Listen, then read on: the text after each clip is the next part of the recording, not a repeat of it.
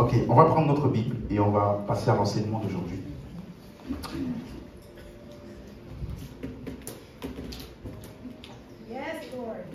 Amen. Hein? Amen. Ouvrons la Bible dans 2 Timothée chapitre 3, le verset 15. Nous sommes aujourd'hui c'est la dernière partie de l'enseignement sur la doctrine du salut. Nous sommes, c'est quelle partie? Partie 30. Et ça fait vraiment un nombre bien. Amen. 2 Timothée 3, verset 15. Aujourd'hui, vraiment, je veux que vous soyez attentifs parce que, comme c'est la fin, il faut que je puisse dire tout ce que j'ai dit pour terminer cette série-là. Amen. Donc la Bible dit ceci. Dès ton enfance, tu connais les saintes lettres qui peuvent te rendre sage à salut par la foi en Jésus-Christ. Il est en train de dire que les saintes lettres ou alors les saintes écritures ont pour objectif de nous rendre comment? Comment? Sages. Dans quel domaine? Dans les finances? Dans le business? Hein? Dans l'histoire? Hein? Dans quel domaine? Le salut par la foi en...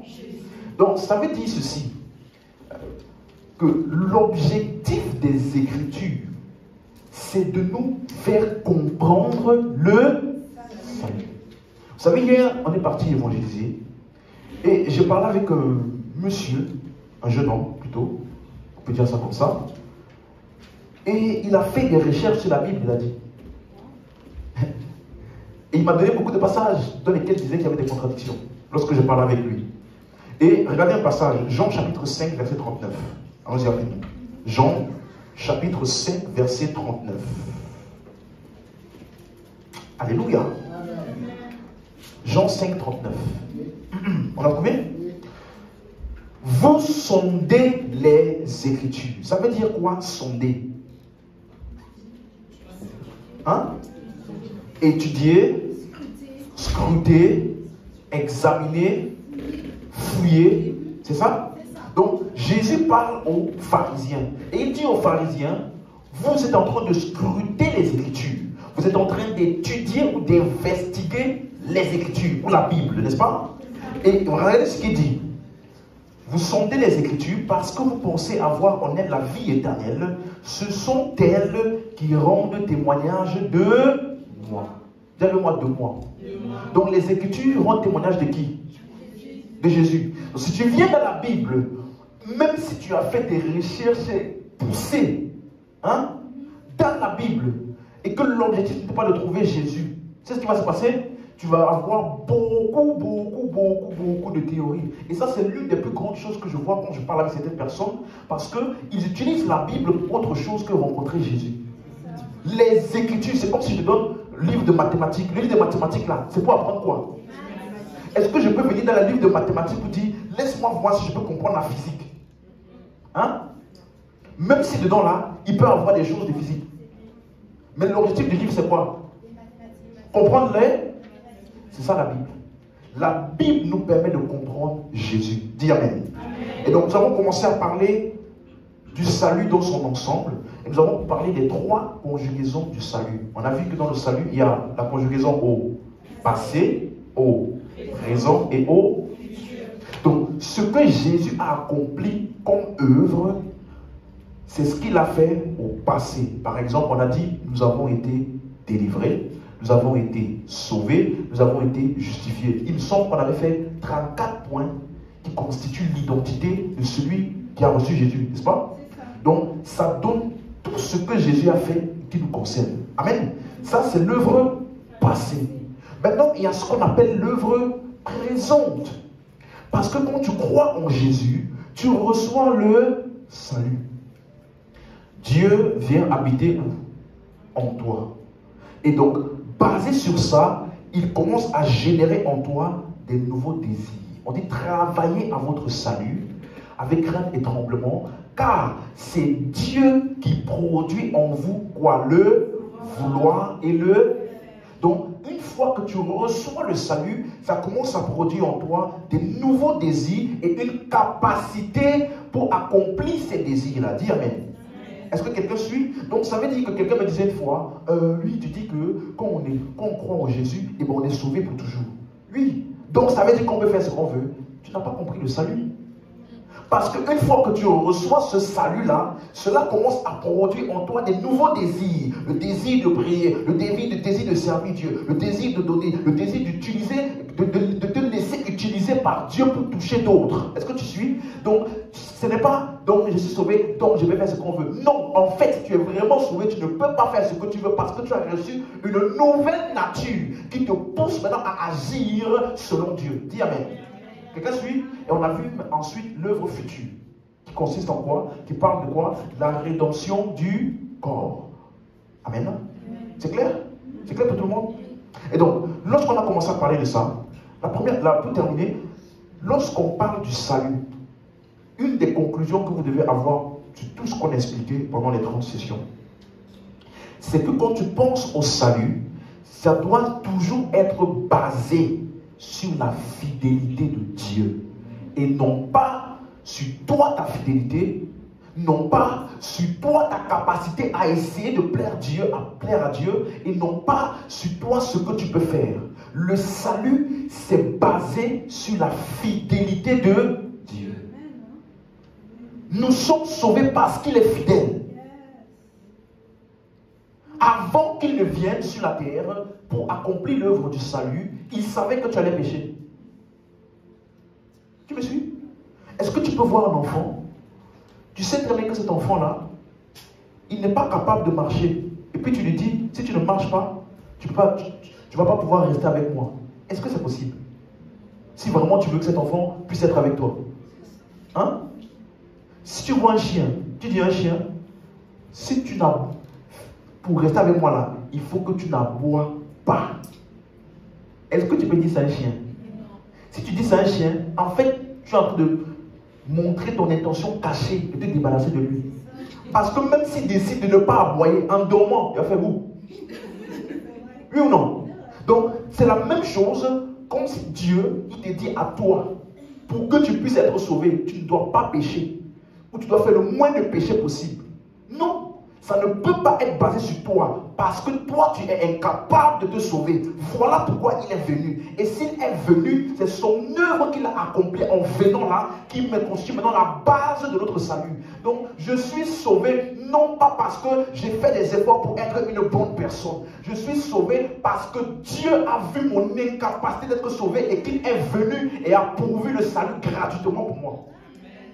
C'est ça la différence entre la foi chrétienne et la religion. Les religions nous poussent à faire, il faut que tu fasses tel nombre de prières, à telle heure, tel nombre de jours, il faut que tu fasses tel effort, il faut que tu arrêtes, que tu ne bois pas l'alcool, que tu ne fasses pas ceci, que tu ne fasses pas cela. Après avoir fait tout ça, toi-même tu sais qu'il y a encore des choses que tu dois changer. Tu ne pourras jamais satisfaire Dieu si tu te bases sur tes œuvres, parce que personne en termes d'œuvres n'a ce qu'il faut pour satisfaire Dieu. Tu me suis? Donc, c'est pour cela que ce n'est pas une religion d'abord.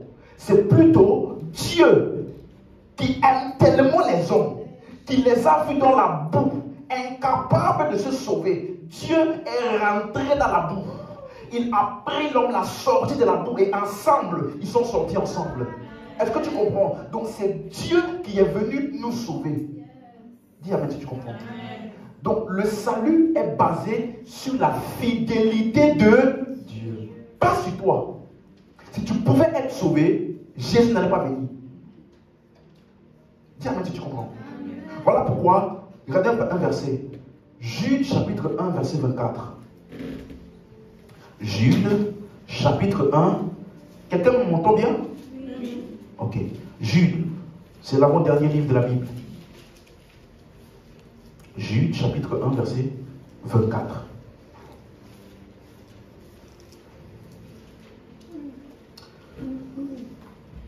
Jude verset 24.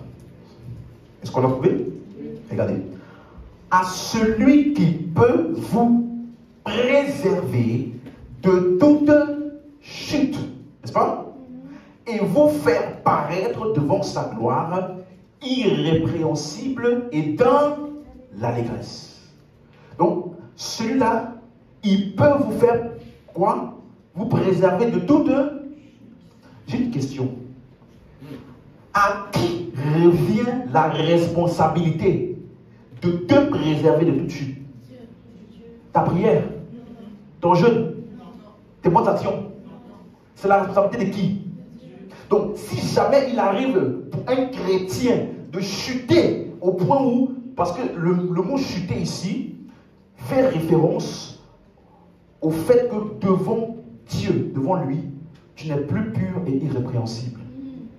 On dit vous préserver de toute chute et vous faire paraître devant lui comment? Irrépréhensible et dans l'allégresse. Quelqu'un comprend? Donc, ce n'est pas juste chute, parce qu'un chrétien peut tomber en tentation. Hein? Il peut tomber en tentation. Mais la chute dont on parle ici, c'est chuter d'un point de vue pour lequel, devant Dieu, tu n'es plus irrépréhensible. Devant Dieu, tu es disqualifié. En d'autres termes, tu as perdu le salut. Dis-moi, Amen, si tu comprends. Donc, ça veut dire que si tu vois un chrétien qui a perdu le salut, la faute à qui? Hein? Parce que le chrétien il a fait trop de péchés. Qui a la responsabilité de te préserver de toute chute? Hein? Dieu. Ok. Qui a la responsabilité de te faire paraître devant sa gloire irrépréhensible? Comprenez maintenant? Donc, ça veut dire que ici, il parle d'une chute spécifique. Ce n'est pas le fait de péché dont il parle ici. Quelqu'un comprend? C'est le fait que devant lui là, tu n'es plus pur, tu n'es plus irrépréhensible, tu n'es plus qualifié. Donc, en d'autres termes, tout ce qu'il a fait pour toi là n'a plus d'effet. Quelqu'un suit? Suivez bien. Hein? Donc, c'est pour ça qu'il dit dans Philippiens 1, verset 6, il dit: je suis persuadé que celui qui a commencé cette bonne œuvre en vous, c'est lui qui la rendra parfaite. Qui va rendre ça parfaite? Qui a commencé? Est-ce que tu comprends à quel point Dieu est responsable? Parce qu'on dit il la rendra parfaite pour le jour du Seigneur. Donc le jour du Seigneur là, qui est celui qui se charge de faire paraître devant lui parfait? Hein? C'est toi? C'est qui? Est-ce que vous voyez la fidélité de Dieu dans ça? C'est la même chose qu'on va voir dans, ouvrons 1 Thessaloniciens chapitre 5 verset 23. Ça c'est des rappels, donc c'est pour ça que je vais très vite dessus. On a déjà vu ces passages. 1 Thessaloniciens chapitre 5 verset 23. 1 Thessaloniciens 5 verset 23. Si dans votre Bible ça commence par que, Q-U-E, tu peux l'enlever parce que ce n'est pas dans l'original. D'accord? Cette phrase commence par « Le Dieu de paix vous sanctifie lui-même ». C'est bon? Est-ce qu'on a trouvé tous? Donc, dans la vie de quelqu'un, ça commence par « Que le Dieu de paix ». Enlève le « que ». Ok? Quand tu contrôles le « que », ça fait comment? Le Dieu de paix, il fait quoi? Qui? Tes œuvres. Tu vois? Donc, il dit lui-même, tout entier, tout votre être, esprit, âme et corps, à la place de soi, est conservé irrépréhensible lors de l'avènement du Seigneur. Est-ce que vous suivez? Donc, quand tu dis ça, dans la version Louis II, tu as l'impression qu'il fait une prière. Ce n'est pas une prière. Il t'explique que Dieu lui-même, c'est lui qui nous sanctifie notre être tout entier, esprit, âme et corps. Et qu'il nous garde irrépréhensibles lors de l'avènement du Seigneur. Comment on sait que c'est de ça qu'il parle? Le verset 24. Qu'est-ce qu'il dit le verset 24? Celui qui... Il est comment? Il est comment? Il est fidèle et c'est lui qui le... Tu as compris ça? Donc, le fait que je suis sanctifié, esprit, âme et corps, et que lors de l'avènement du Seigneur, ça là, je n'ai aucune crainte à avoir vis-à-vis de ça. Pourquoi? Parce que je m'appuie sur la fidélité de Dieu. C'est lui qui le... Donc, si tu es un chrétien et tu as peur de l'enlèvement, tu as peur du retour de Jésus et tu as peur du jugement, c'est parce qu'on ne t'a pas bien expliqué le Dieu en qui tu as cru là, qui est-il? Il est fidèle. Est-ce que tu me suis? Un autre passage, regardez, Hébreux chapitre 13, verset 5. Hébreux chapitre 13, Hébreux c'est juste après 1 Thessaloniciens, 2 Thessaloniciens. Il y a Timothée, Tite, Philémon, après il y a Hébreux. Hébreux 13, verset 5. Hébreux chapitre 13, verset 5. C'est bon? Ne vous livrez pas à l'amour de l'argent, contentez-vous de ce que vous avez, car, dis avec moi, Dieu lui-même. Dieu lui-même a dit, je ne te délaisserai point, je ne t'abandonnerai point. Donc, celui qui te tient et qui te préserve, lui là, c'est lui qui parle ici.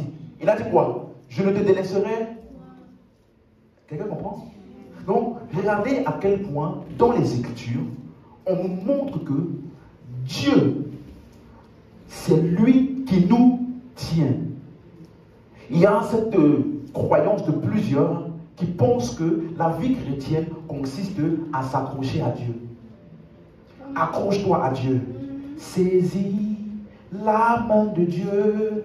Saisis la main de Dieu. Donc, quand tu es comme ça là, dans ton cœur, tu te formes une image dans laquelle tu es en train de te saisir à Dieu. Quand les situations sont compliquées pour toi, à un moment donné, tu dis, Seigneur, je m'accroche à toi, je ne vais pas laisser, parce que si je laisse, c'est fini. Mais ici, Dieu dit, je ne te délaisserai point. Donc si c'est lui qui dit qu'il ne te délaissera pas, ça veut dire que ce n'est pas toi qui le tiens, c'est lui qui te tient et lui il te garantit que tu sois bon ou mauvais, que tu sois dans une phase dans laquelle tu es bouillant ou pas, c'est lui qui te tient et qui s'assure que jusqu'à la fin tu y arriveras. Ce n'est pas basé sur toi ta capacité à t'accrocher à Dieu, c'est basé sur la capacité de Dieu à te garder et de te tenir dans sa main. Tu me suis? Beaucoup font je de prière, Seigneur, je veux me reconnecter à toi, parce que j'ai laissé Dieu. Tu sais, moi, il y a un moment dans ma vie, parce que j'avais beaucoup de problèmes, j'ai abandonné Dieu. Même si tu penses que tu as abandonné Dieu, dans ton endroit d'abandon là, Dieu était là-bas avec toi. C'est la raison pour laquelle tu es revenu à la raison. Est-ce que tu me suis? La Bible parle de la parabole du fils prodige. Le fils prodige, lorsqu'il s'est éloigné, qu'est-ce qui a fait que, même étant loin là-bas, la Bible dit, étant rentré en lui-même, il a dit, j'irai vers mon Père. Pourquoi? Parce que si tu as l'ADN de ton Père en toi, tourne en rond comme tu veux, tu vas repartir à la source. Ça, c'est la garantie que Dieu nous donne. Donc, laisse-moi t'annoncer, même dans les pires moments, même dans le moment où tu penses que tu as fait le pire péché, Dieu était là-bas avec toi. Et s'assure que tu ne restes pas en bas, mais te relèves. Ça, c'est la fidélité de Dieu.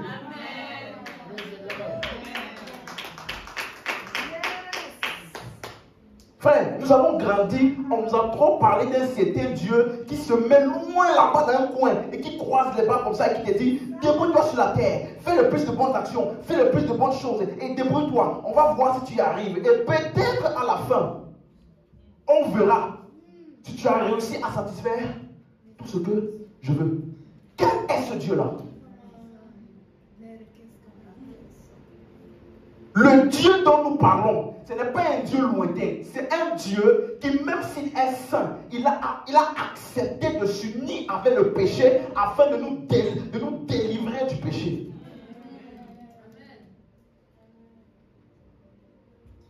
Fidèle, c'est ça qui est la base de notre assurance.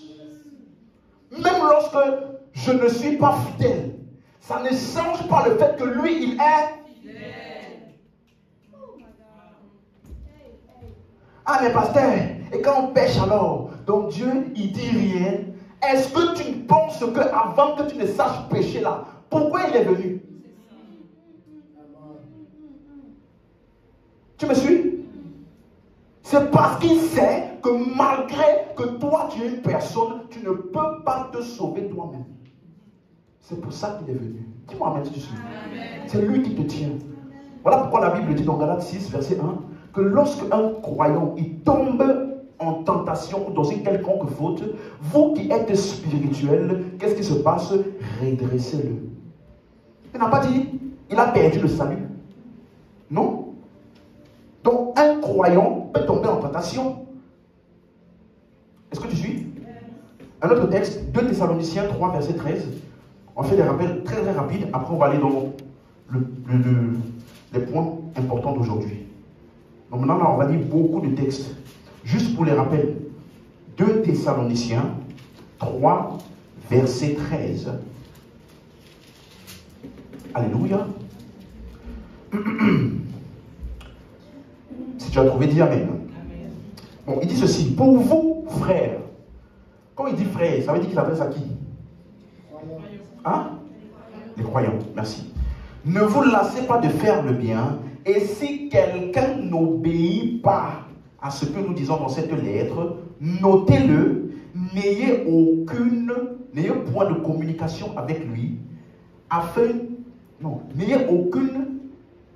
N'ayez point de communication avec lui parce qu'il a perdu le salut. Hein? Ah, c'est pas ça? Ah, c'est quelle version de la Bible que j'ai entendue? C'est qui quoi? Afin qu'il... Donc, le fait qu'on lui coupe certaines communications, c'est pour qu'il se rende compte que le fait qu'il désobéit à la parole n'est pas une bonne chose. Mais ça ne veut pas dire qu'il a perdu le salut. Quelqu'un comprend? Est-ce que vous suivez? Parce que ça, ce sont les textes que c'était prêt pour dire, regardez. Donc, quand il arrive qu'il y ait des frères qui sont dans, par exemple, ton assemblée, et Paul a envoyé une lettre à l'assemblée. Il dit donc, si après avoir lu ça, là, il y en a qui choisissent délibérément de ne pas désobéir, de faire autre chose. Il ne faut pas continuer à marcher avec lui. Ça va mon frère, on est dans la France. Non. Il faut lui montrer que cette désobéissance-là n'est pas correcte. Mais est-ce que ça veut dire qu'il a perdu le salut? Quelqu'un suit? Regardez, un chrétien, il peut rester bébé spirituel. Ça veut dire qu'il ne grandit pas. Suivez? La Bible dit dans Éphésiens chapitre 4, le verset 12. Éphésiens 4, verset 12. Éphésiens 4, verset 12. C'est bon? Il dit, bon, au verset 11, il dit, il a donné les uns comme apôtres, les autres comme prophètes, les autres comme évangélistes, les autres comme pasteurs et docteurs. Pourquoi? Pour le perfectionnement des saints. Ah! Attends. Le perfectionnement de qui? Donc, si c'est pour le perfectionnement des saints, ça veut dire que saint ne veut pas dire être parfait. Hein? Pour le perfectionnement de qui? Donc, il a donné les uns comme apôtres, prophètes, pasteurs là. Pour qui? Pour le perfectionnement de qui? Les saints là, c'est qui? Donc, nous tous qui sommes croyants en Jésus, nous sommes saints. Mais en disant je suis saint, est-ce que ça veut dire que tu es parfait? Non, un saint a besoin d'être perfectionné. Donc, être saint ne veut pas dire être parfait. Ah, mais lui, il dit à tout le monde, moi je suis sanctifié en Christ. Mais on a vu, il a encore fait ce péché-là. Il a menti. Ce n'est pas ça qui veut dire saint. Être saint veut dire avoir été séparé du monde et être uni à Jésus. Cette séparation-là, ça qu'on appelle saint. Mais un saint a besoin d'être perfectionné. Donc, cette idée de les saints là, quand il y a dans cette religion où les saints c'est ceux qui, après leur mort, on analyse leur vie, on voit comment ils ont fait beaucoup de bonnes actions. On dit non, elle, c'est une sainte. Franchement, on doit la canoniser ou sanctifier. Sainte est-elle? Comme maintenant tu as besoin tu as des problèmes de maladie ou des problèmes de tête, j'invoque le saint tel. Parce que lui, dans sa vie, il a eu beaucoup de bonnes choses. Mais quand tu lis les Écritures ici, est-ce que les morts ont des pasteurs? Non. Il a donné les uns comme qui? Apôtres, prophètes. Pour qui? Le perfectionnement de qui il est? Donc les saints là, ils doivent être comment? Quelqu'un comprend? Donc, être saint ne veut pas dire ne pas pécher. Être saint veut dire être en Christ. Dis amen, dis amen. Regardez maintenant, verset 13. Jusqu'à ce que nous soyons tous parvenus à l'unité de la foi, à la connaissance du Fils de Dieu, à l'état d'enfer, à la mesure de la stature parfaite de Christ. Regardez maintenant. Afin que nous ne soyons plus des enfants. Donc tu peux être un saint, mais rester comment? Enfant. Spirituellement parlant, tu ne grandis pas. Tu n'évolues pas dans ta compréhension de Christ. Tu restes un bébé. Il dit, afin que nous ne soyons plus des enfants. Quelle est la caractéristique des enfants? Ils sont, la suite, flottants et emportés par tout vent de doctrine. Par la tromperie des hommes et par les ruses dans les moyens de séduction. Ça veut dire que ce sont des personnes qui sont instables. Ils n'ont pas de stabilité. Donc ce qu'ils croient, une nouvelle doctrine va venir et va les détourner. Donc un croyant peut être emporté par une fausse doctrine. Mais il est un saint. Donc si un saint n'est pas perfectionné, il peut être quoi? Emporté par une fausse doctrine. Mais être emporté là ne veut pas dire qu'il n'est pas... Quelqu'un me suit? Est-ce que vous suivez? Il faut laisser les Écritures nous parler. Comme Paul, par exemple, il parle dans 1 Corinthiens 3:1, il dit, je n'ai pas pu vous parler comme à des hommes spirituels, mais comme à des hommes charnels. Qu'est-ce qu'on appelle homme charnel? C'est celui-là qui n'a pas l'esprit. Donc il est en train de dire qu'il y a des chrétiens qui se comportent comme des incroyants. Notre passage dans 1 Corinthiens 15:33, il dit, les mauvaises compagnies corrompent les bonnes mœurs. Donc ça veut dire qu'un chrétien aussi peut avoir des mauvaises compagnies et donc se faire corrompre. Est-ce que ça veut dire qu'il a perdu le salut? Non. Aucune de ces choses n'affecte le salut. Il y a beaucoup d'autres versets que je vais juste mentionner pour vous. Par exemple, un chrétien peut se faire détourner de la volonté de Dieu. Voilà pourquoi Paul prie dans Colossiens 1:9, qu'on fait ici les vendredis, que vous soyez remplis de la connaissance de sa volonté. Si ce n'est pas le cas, tu vas vivre ta vie pour autre chose. Mais tu es chrétien. Tu ne vas pas vivre selon le plan de Dieu pour ta vie. Amen. Quelqu'un comprend? D'autres passages, il dit, priez sans cesse. 1 Thessaloniciens 5:19. Ça veut dire qu'il y a des chrétiens qui ne prient pas. Sinon, il n'en a pas dit. Dans Ephésiens 6:18, faites en tout temps par l'esprit des prières et des supplications. Veillez à cela avec une entière persévérance. Ça veut dire que si tu ne veilles pas, tu ne vas pas prier. Donc il y a des chrétiens qui n'ont pas de vie de prière constante. Est-ce que ça veut dire qu'ils ne sont pas sauvés? Il y a des chrétiens qui ont l'amour de l'argent. L'amour de l'argent est la racine de tous les maux. Est-ce que vous voyez un peu? Donc, pour ne pas trop m'étendre, il y a des chrétiens qui sont avares, il y a des chrétiens qui sont anxieux, inquiets. Mais toutes ces choses-là, c'est Dieu qui nous tient et nous préserve de toute chute en dépit de notre infidélité qui peut arriver dans notre style, dans notre conduite. Tout ça là n'affecte pas le point de quoi Dieu, lui, il est fidèle. Dis amen. Donc maintenant, pour terminer cet enseignement rapide là, je vais faire avec vous, on va voir, c'est la deuxième partie de la première, on avait vu une première partie dans laquelle on avait expliqué les choses qui n'affectent pas le salut. Vous vous rappelez? Aujourd'hui, je vais reprendre et mieux expliciter certains points. On va voir 10 points rapidement et on va terminer. Amen. Donc, on va lire. D'accord? Donc, quelles sont les choses qui peuvent arriver quand un chrétien s'égare? Puisqu'on a vu qu'un saint, il doit être perfectionné. S'il n'est pas perfectionné, il peut s'égarer dans sa conduite, dans sa manière de vivre et même dans certaines fausses doctrines. Quelles sont les choses? Premier point. Un croyant, il peut faire naufrage par rapport à la foi. Premier point.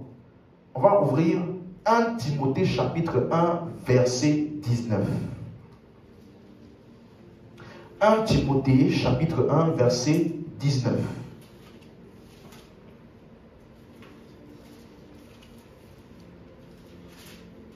Et on va lire ensemble tous les versets que je vais citer à partir de maintenant. J'aimerais qu'on puisse lire ensemble.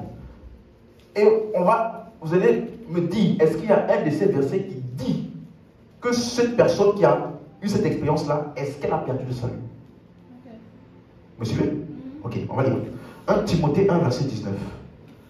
En gardant la foi et une bonne conscience. Cette conscience, quelques-uns l'ont perdue et ils ont fait quoi? Naufrage par rapport à la foi. Ce qu'on appelle la foi ici, ça parle de la doctrine, l'enseignement. Ça veut dire qu'ils se sont détournés des enseignements qu'ils avaient entendus. Par exemple, un chrétien, il peut se détourner de la vérité pour s'attacher aux fausses doctrines. Par exemple, lorsque quelqu'un a été sauvé, on lui dit, Jésus est mort pour tes péchés, il est ressuscité pour tes péchés, et tout ce que tu as à faire, c'est simplement croire. C'est celui qui croit qui est sauvé. Amen. Donc il entend ça, il reçoit le Seigneur, et il est sauvé. On lui dit, ce ne sont pas tes actions, ni tes péchés, ni aucune, c'est par la grâce que vous êtes sauvés. Dès qu'il entend ça, qu'est-ce qu'il fait? Il croit. Mais maintenant, après avoir entendu ce bon message, on l'emmène dans une église dans laquelle on prêche avec la mentalité légaliste. Qu'est-ce qui va se passer pour lui?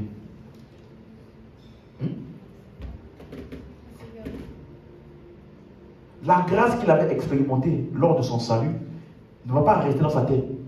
Il va commencer à avoir une autre mentalité de Dieu, selon laquelle tu dois faire pour que Dieu fasse. Tu vois? Selon laquelle tu es sauvé par la grâce, mais tu dois faire des choses pour garder ton salut. Quelqu'un comprend ce que je dis? Si quelque chose ne monte pas, rien ne peut descendre. Il faut que tu fasses une offrande pour que Dieu multiplie et que ça revienne à toi multiplié. Est-ce que Dieu, c'est la banque où tu mets ton argent là-bas et puis un an après ça produit des intérêts, donc ça revient à toi multiplié? Est-ce que Dieu, c'est un business?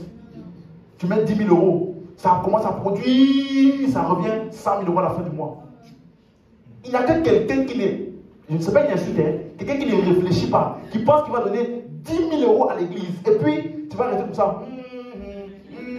À la fin de l'année, 100 000 euros dans mon compte. Hey, frère, si tu fais ça et que tu as 100 000 euros dans ton compte, appelle la banque. Tu ne sais pas, peut-être envoyer l'argent de quelqu'un par erreur. Tu vas commencer à jubiler et puis on va t'appeler monsieur, désolé, on vous envoie l'argent de quelqu'un par erreur. Donc on va remettre ça en place. Donc ce sera trop tard parce que tu auras déjà donné un témoignage à l'église. Donc on va voir que ton style de vie n'a pas changé malgré que tu as eu 100 000.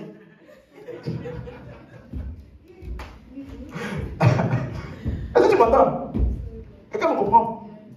Ce n'est pas business, non. Donc, l'enseignement, il y en a qui peuvent se détourner de la vérité. Pourquoi? Parce que les types d'enseignements qu'ils ont reçus après le salut ne sont pas en concordance avec la même pensée de la grâce qu'ils ont reçue dans le salut. Vous suivez? Regardez le verset 20 pour vous donner verset 20. De ce nombre sont qui? Hyménée et Alexandre, hein? Que j'ai livré à Satan afin qu'ils apprennent à ne pas. Donc, faire naufrage par rapport à la foi, c'est quoi? Blasphémer, parler et dire des choses contraires à ce qu'on avait entendu au début. Dis amen si tu comprends. Amen. Maintenant, deuxième point. Deuxième point. Un croyant peut être déchu de la grâce. Galates chapitre 5, le verset 2. Un croyant peut être déchu de la grâce. Galates chapitre 5, verset 2.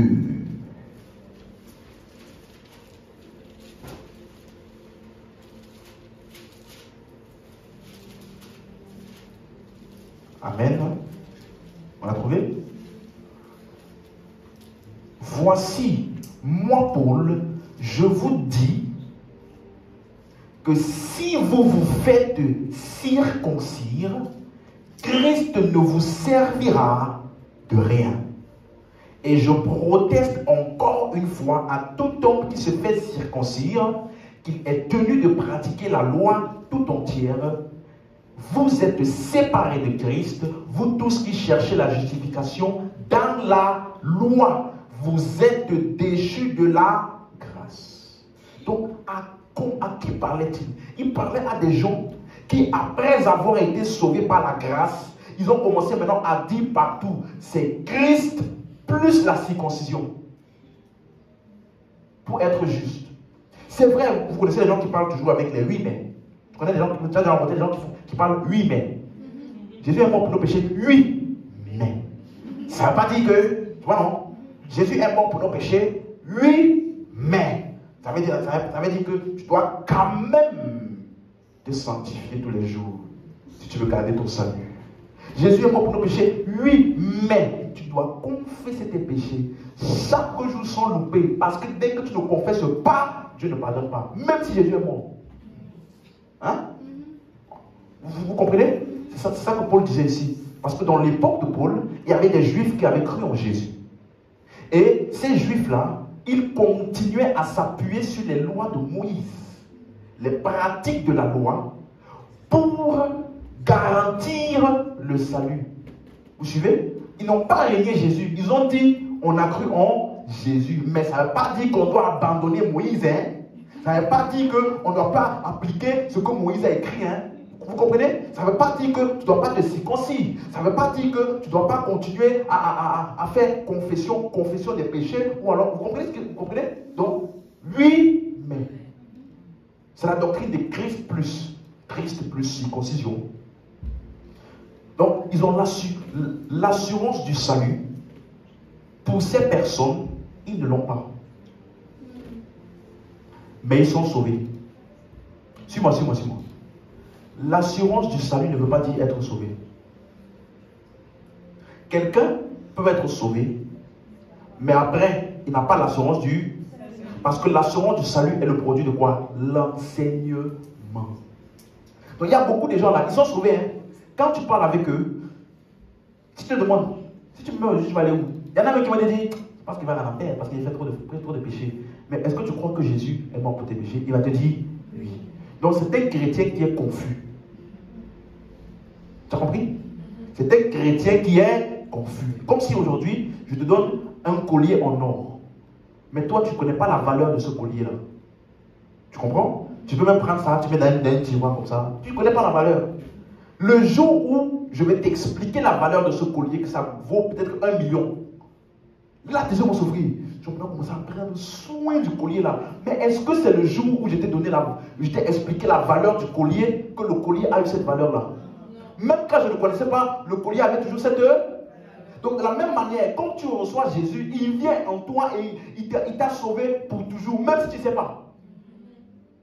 Tu me suis? C'est pour ça que des fois, il y a des débats avec les personnes là. Certaines personnes là, je refuse de débat avec eux. Frère, même si tu penses que tu n'es pas sauvé pour toujours, en fin de compte là, tu vas voir. Aïe. En fin de compte, tu vas voir. Parce que ce n'est pas basé sur toi. C'est basé sur Christ, auquel tu as cru. Dis Amen. Donc, regarde. Galates 2, verset 21, toujours la même chose. Je ne rejette pas la grâce de Dieu, car si la justice s'obtient par la loi, Christ est donc mort en vain.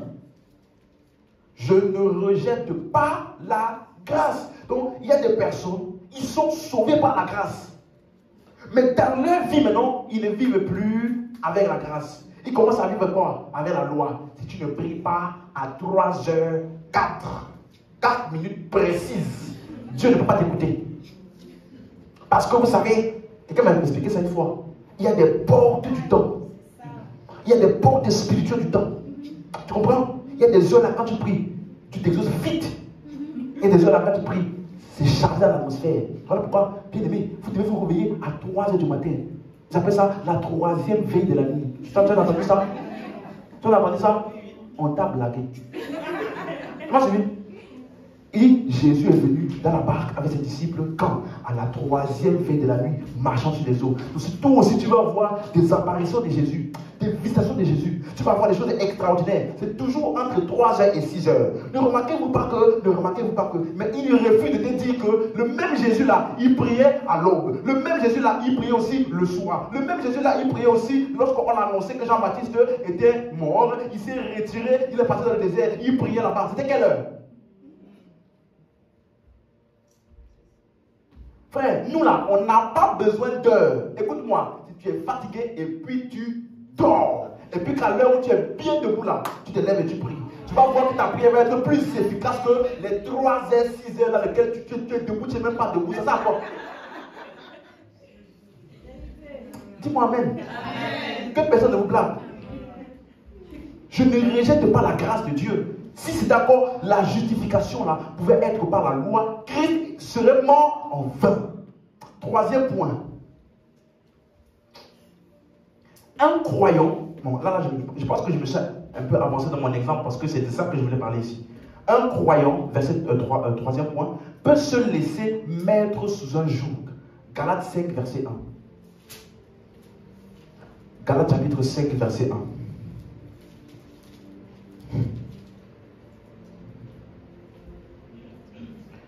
Galates chapitre 5, verset 1. On l'a trouvé?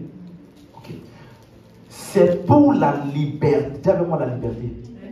Dis avec moi, je me tiens fermement dans la liberté de Christ.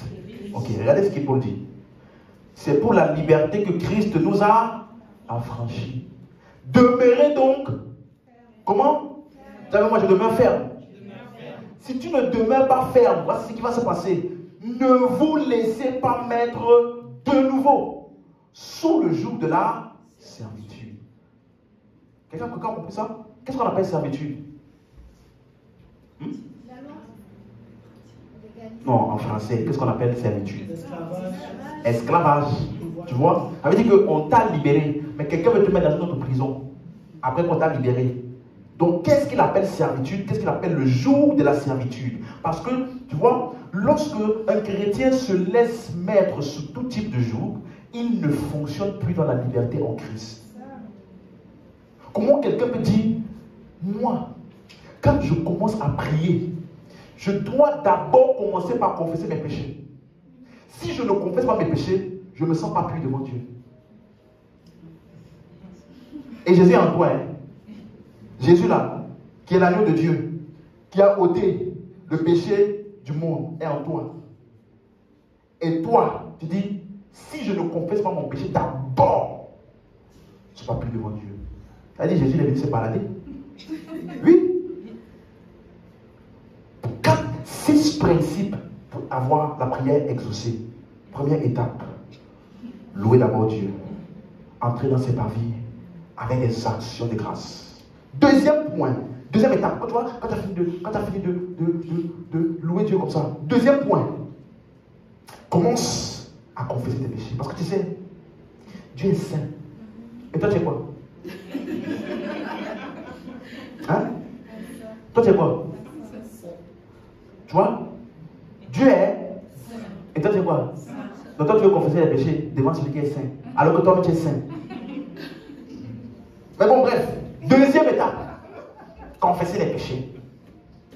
Comme ça, tu vas être purifié. Troisième étape, tout ce que j'étais là, c'est ce que je faisais. Hein. On m'a blagué comme ça dans les esprits. Troisième étape, tu dois invoquer le sang. Ça veut dire que j'invoque le sang de Jésus. Je plaide le sang. Je me plonge dans le sang. Comme si c'était la piscine. Je me plonge dans le sang de Jésus. Comme ça, Seigneur, tous mes péchés, passés, présents et futurs, je me plonge dans le sang. Que ton sang me lave, que ton sang me purifie. Tu vois, tu imagines que c'était une bassine d'eau là, que ton sang. Mais là, quatrième étape, invoque maintenant le Saint-Esprit pour demander sa volonté. Parce que si tu ne demandes pas sa volonté, tu vas demander des choses que Dieu ne peut pas répondre. Tu vois? Et puis maintenant, sixième étape, quand tu as demandé toute sa volonté, c'est là maintenant que tu peux demander ce que tu veux. Et après à la fin, tu rends grâce. Si tu ne fais pas tout ça, Dieu ne va pas t'exaucer. Dis avec moi, ça, c'est des bêtises. Voilà. Tu t'imagines? Imagine-toi, toi avec ton enfant. Il vient. Je te loue papa. Papa, tu es le papa des papas. Tu es le meilleur papa du monde. Seigneur, je te demande, papa, je te demande pardon pour le péché direct que j'ai fait là. Hein? Et puis, papa, j'invoque le sang. Toi-même, dis-moi. Tu ne vas pas dire à l'enfant là, dis-moi, chérie, Il a bu quoi hier soir? Est-ce qu'il n'a pas la fièvre? Non. Si tu as la conscience que Dieu est ton Père, tu t'approches et tu demandes ce que tu veux et tu parles comme tu parles à ton Père parce que tu sais que c'est ton. Toute tentative de. Écoute-moi, dès que tu vois un thème ou quelque chose, 4 étapes pour, c'est la loi. Tel nombre d'étapes pour, c'est la loi. Jésus est venu pour supprimer tout ça et nous a donné accès.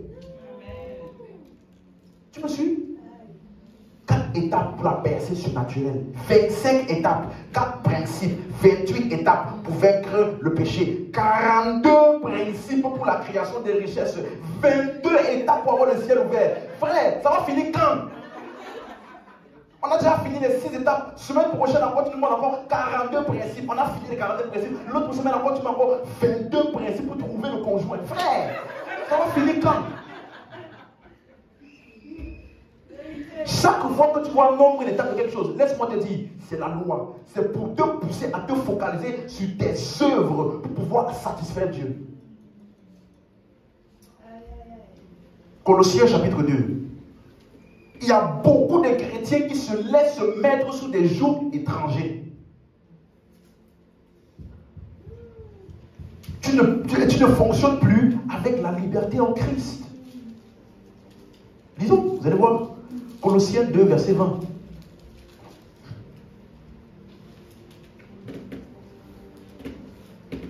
Colossiens 2, verset 20.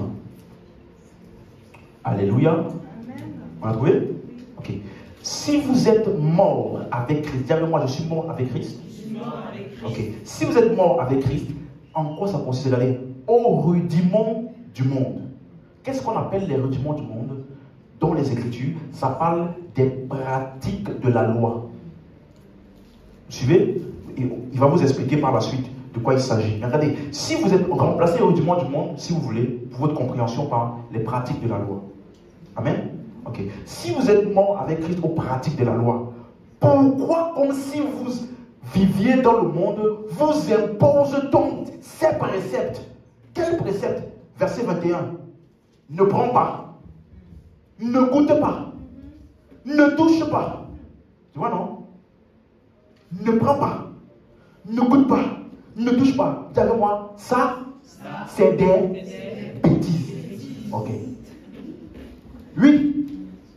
Parce que ces préceptes-là, ils sont en train de te mettre de nouveau sous un joug de servitude. Comment quelqu'un peut venir à l'église, on lui dit, ne mange pas. Si tu manges la Sainte Seine, si tu manges ça, sans t'être préparé, tu dois d'abord te préparer toi-même psychologiquement et spirituellement pour pouvoir manger la Sainte Seine.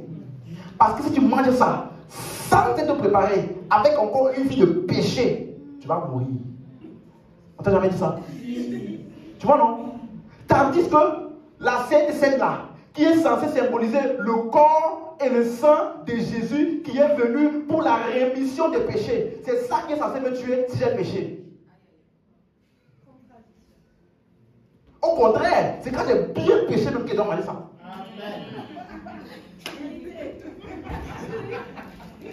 Jésus a dit quoi? Ceci est mon sang qui a été livré pour la rémission des péchés. Donc ça veut dire que le sang là, c'est pourquoi? Mais on me dit, si j'ai péché et je bois ça, je vais mourir. Mais c'est pourquoi alors? Tu vois? Ce sont des jougs pour te maintenir captif et ne pas vivre ta liberté en Christ. Tu m'entends? Quelqu'un disait, un ami à moi, il disait, je suis arrivé à un niveau dans mon ministère où je ne mange plus la nourriture de n'importe qui. Je ne mange plus la nourriture, même les membres là. Je fais attention à la nourriture de qui je mange. Parce qu'il y a beaucoup, on a volé leur grâce. Pas la nourriture qu'ils ont mangée. On a fait des rituels avec ça. Et puis ils donnent ça à l'homme de Dieu comme ça. Ça vole sa grâce. Quand il va dire ça, j'ai dit, j'ai commencé à réfléchir. Ah, tout l'investissement de Christ là, parti comme ça, avec un plat. Tout ce que Christ a fait là, il est venu, il est mort, enseveli. 3 jours, 3 nuits de souffrance, ressuscité. Ensuite, il est à la droite de Dieu. Il a répandu l'esprit en moi. Tout ça a été un plat. Un plat. Et puis toi tu crois en ça. Non, est-ce que vous suivez? Si c'était ça là, mais pourquoi Jésus s'est cassé la tête? Il fallait qu'il vienne sur la terre et qu'il distribue des plats à tous les pharisiens. Comme ça, l'emprise du diable de eux là devait être complètement chassée. Et puis c'est fini. Si c'est les plats là qui détruisent, qui volent les grâces spirituelles, mais frère, on ouvre un grand restaurant spirituel ici. Tous ceux qui veulent, ils viennent manger. Ils mangent et puis ils sont délivrés. Ça là, c'est des bêtises. Que personne ne vous blague. Écoute-moi, ne laisse personne voler ta liberté en Christ. Ne laisse personne. Et voici une des caractéristiques principales de ces jours-là. Regardez, verset 22. Verset 22. Ne prends pas, ne goûte pas, ne touche pas. Verset 22. Ce sont des préceptes. Quelqu'un me prend la version seconde 21, s'il vous plaît. Ce sont des préceptes qui tous deviennent pernicieux par l'abus. Quand tu lis ça dans la version 8 secondes là, tu ne comprends pas bien. Quelqu'un a la version seconde 21? Quelqu'un peut me donner la version seconde 21, s'il vous plaît? Elle ne concerne que les choses destinées à disparaître dès qu'on en fait usage. Il s'agit là de commandements et d'enseignements humains. Il s'agit là des choses qui font quoi? Qui? De commandements. Non. Avant. Des choses destinées à quoi? Disparaître dès qu'on en fait. Comment je peux détecter les choses qui veulent me mettre sur des jougs? Suis-moi. Dès que ça disparaît après usage, sache que c'est des préceptes qui n'en ont rien à faire avec toi. Tu me suis? Quel genre de choses qui disparaît? Tu viens à l'église et te dis, ramène l'huile.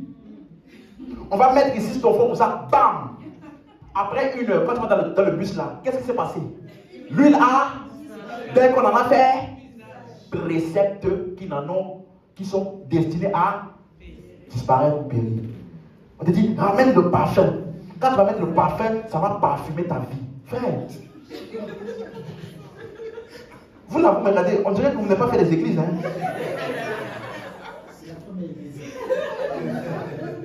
Toi, tu n'es pas au courant de ce qui se passe dehors là.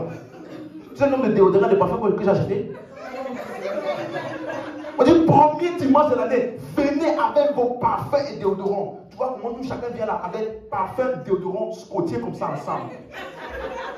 En voyant, chacun fait la file d'attente pour le nom de Dieu. Et lui, il va prendre ton parfum que tu as acheté avec ton argent et que peut-être que tu avais déjà utilisé. Et avant que tu l'utilises là, ça ne te faisait rien. Mais subitement, quand tu vas amener ça à l'église, ça va commencer à parfumer ta vie. On disait une fois, ramenez le savon. Dès qu'on va prier ce savon-là, dès que tu rentres chez toi, prends ta douche. Toutes les impuretés spirituelles qui étaient sur ta vie vont être liquidées. Et toi, tu viens à l'église avec quoi? Savon.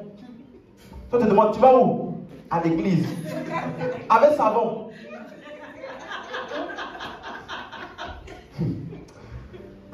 Toi, t'as pas blagué. T'as pas blagué. Tu vois? Il y a même ça là, c'est même petit. Il y a des endroits dans tous ces pays là. Ils vont avec noix de coco. Oui. Les fruits, tu as vu d'autres fructueuses. Oui. On va vous faire entrer dans le pays où le lait et le miel. Viens à l'église avec le lait et le. Parce que quand tu lis les Écritures sans avoir la compréhension de Christ, tu vas entrer dans des pratiques et ne pas comprendre le message de Christ qui était contenu dans chacune de ces pratiques et dont Christ a accompli et aboli après sa venue. La Bible appelle le Nouveau Testament dans lequel nous sommes là, on appelle ça le testament de l'Esprit. Tout est spirituel.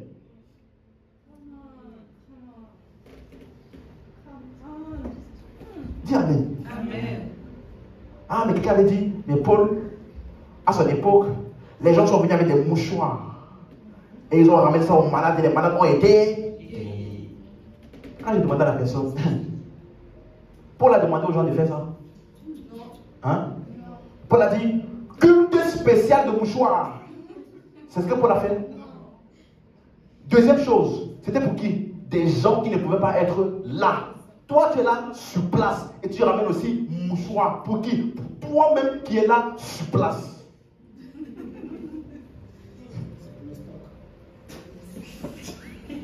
Tu me suis? Oh, mais l'huile, c'est pour symboliser le Saint-Esprit. On t'a déjà dit ça? Ramenez votre bouteille d'huile. Parce que l'huile va symboliser le... Tu t'imagines? Moi, imagine-toi, moi, au lieu de dormir avec ma femme, je prends sa photo et je dors avec. Elle est là, hein? C'est pas qu'elle n'est pas là, elle est là. Mais moi, je prends plutôt sa photo pour dormir avec. Est-ce que toi, tu vas dire que ce pasteur est normal? Tu me suis? On peut encore tolérer si elle n'était pas là. Si elle est partie en voyage, tout ça. Donc, peut-être ma femme me manque beaucoup, donc je dois avec la photo. Ça se comprend. N'est-ce pas? Mais cet esprit-là, il est parti en voyage. Pourquoi tu utilises l'huile alors que le Saint-Esprit est là? Déjà que tu as passé 1 heure, viens Saint-Esprit, viens dans ma vie, viens, nous t'invoquons, descends, Esprit de Dieu. Déjà tu as fait 1 heure pour appeler le Saint-Esprit. Qui est en toi là? Tu l'as appelé pendant 1 heure. Imaginons qu'il n'était pas là. Après les 1 heure là, il est finalement venu. Mais maintenant, utilise cet esprit, tu prends encore la symbolique. Ça, c'est ça. Je ne sais même pas comment appeler ça. Non seulement tu l'appelles pendant 1 heure, il était là. Supposons qu'après 1 heure, il est venu. Au lieu de maintenant utiliser cet esprit-là, tu utilises quoi? Lui, qui est la symbolique du... Pendant tout ce temps-là, lui, il est...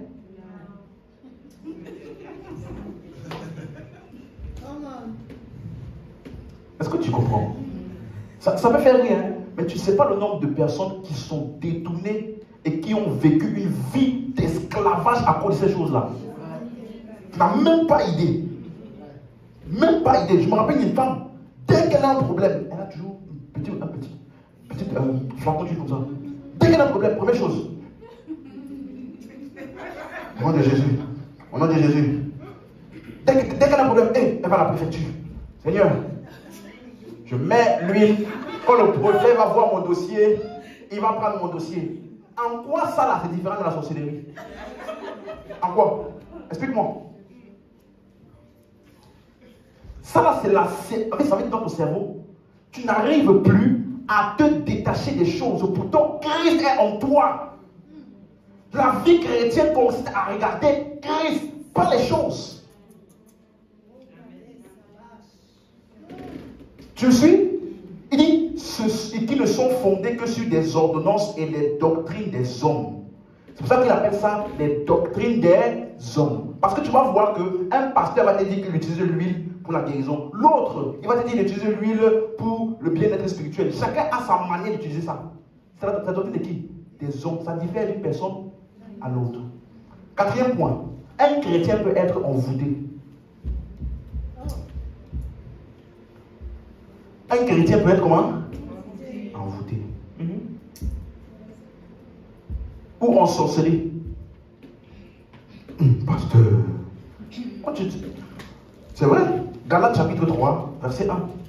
J'aimerais qu'on lise ça dans la version Semeur et la version Darby.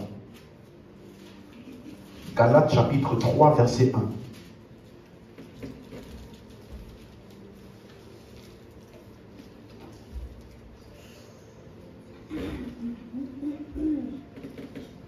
C'est bon? Galates 3, verset 1. Ô Galates, dépourvus de sens, qui vous a fasciné, vous aux yeux de qui Jésus-Christ a été peint comme crucifié? Qui vous a fasciné? Dans la version Semeur. Ô Galates insensés, qui vous a envoûté ainsi? Qui vous a... Donc ça veut dire qu'un chrétien peut être non seulement insensé, ce n'est pas une insulte, hein. On te décrit l'état de ta mentalité. Insensé. Et deuxièmement, quoi? Qui vous a envoûté? Ça, c'est un chrétien. Version Darby. Ô Galates insensés, qui vous a ensorcelé? Ah! Qui vous a celui qui ensorcelle là, on l'appelle comment? Sorcier. Donc ça veut dire que il y a des sorciers dans l'église. Et ce n'est pas ceux qui font les pratiques au village là. Non, hein. Bibliquement parlant, les sorciers là, je vais te dire c'est qui. Dis le verset 2. Voici seulement ce que je veux apprendre de vous. Est-ce par les œuvres de la loi que vous avez reçu l'esprit ou par la prédication de la foi? Donc ça veut dire que toute personne qui essaye de te faire obtenir des choses par les œuvres de la loi, on l'appelle comment? Sorcier. My God. Tu vois? Toute personne qui te dit 24 étapes pour être agréable à Dieu, on l'appelle comment? Tu vois, non? Donc ça veut dire que maintenant là, ils ne sont plus au village. Le business des sorcelleries du village là, ça ne marche plus. Ça ne fonctionne plus. Le business qui marche là, il faut t'habiller costume, cravate, micro. Mais c'est un sorcier, hein?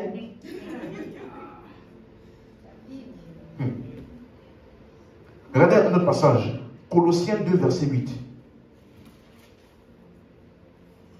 Colossiens 2, verset 8.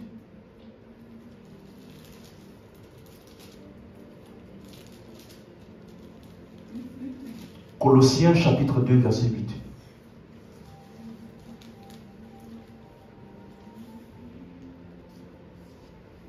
Colossiens 2, 8. C'est bon? Regardez ce qu'il dit. Prenez garde. Ça veut dire quoi, prenez garde? Hein? Ça veut dire que si tu ne fais pas attention, il peut t'arriver ça, ce qui va dire par la suite, n'est-ce pas? Regardez. Prenez garde que personne ne fasse de vous sa proie. Par quoi? Par la philosophie et par une vaine tromperie, s'appuyant sur la tradition des hommes, sur les rudiments du monde et non sur Christ. Donc tu ne peux pas t'appuyer sur la tradition des hommes et sur les rudiments du monde et en même temps t'appuyer sur Christ.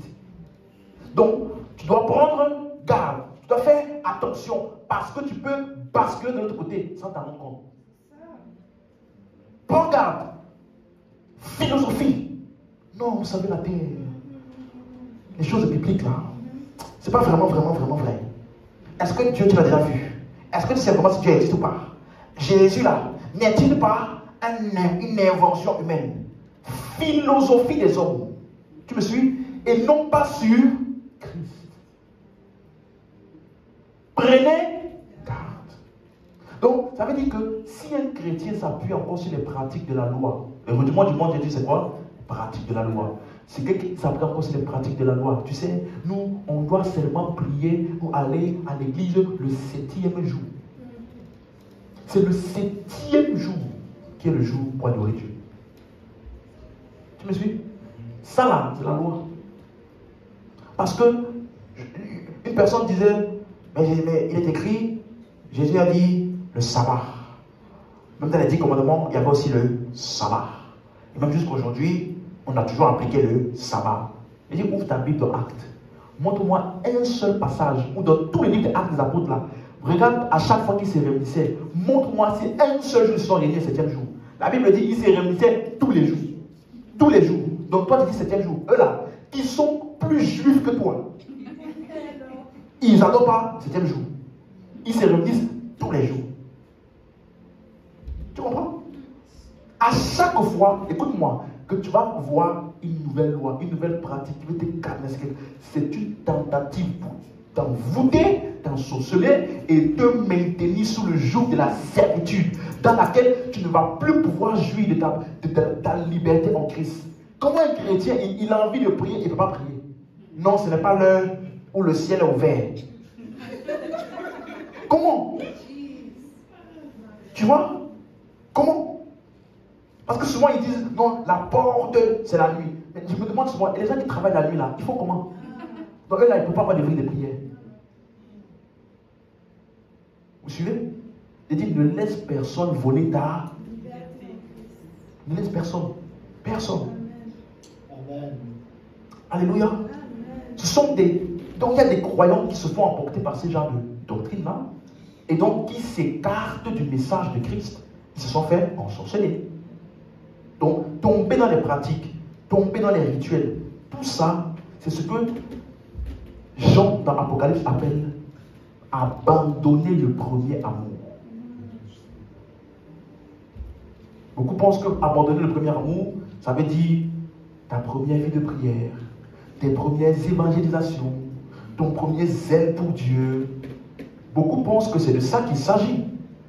Est-ce que vous suivez? Mais regardez, dans Apocalypse 2, verset 4, allons-y voir rapidement c'est quoi le premier amour là, avant d'avancer là. Apocalypse 2, verset 4. Alléluia. Apocalypse 2, verset 4.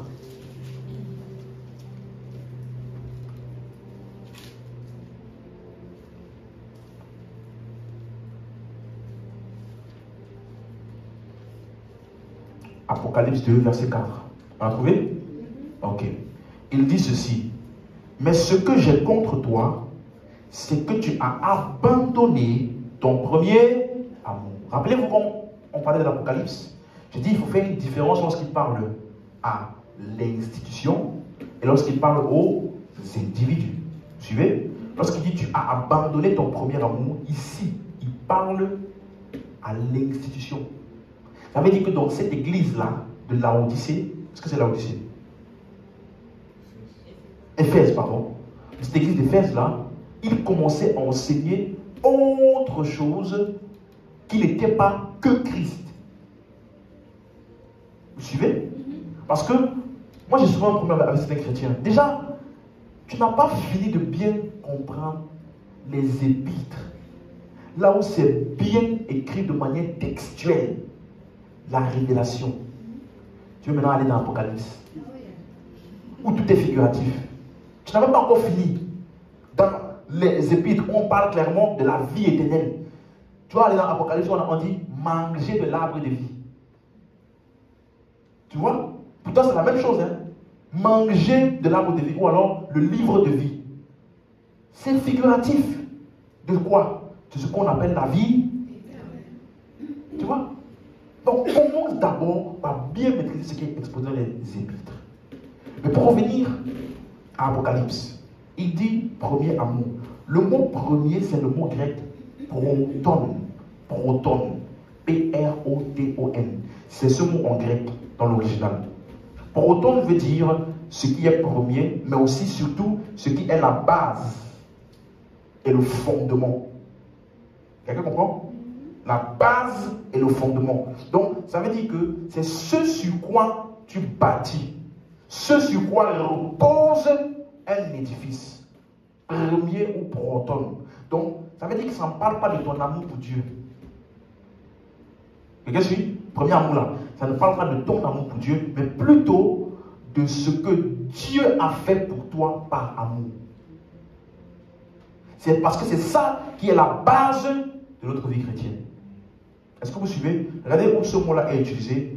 1 Jean 4, verset 19. Proton. 1 Jean, chapitre 4, le verset 19. Mais avant d'arriver au verset 19, pour avoir le bon contexte, hein, on va commencer au verset 7. 1 Jean 4, verset 7.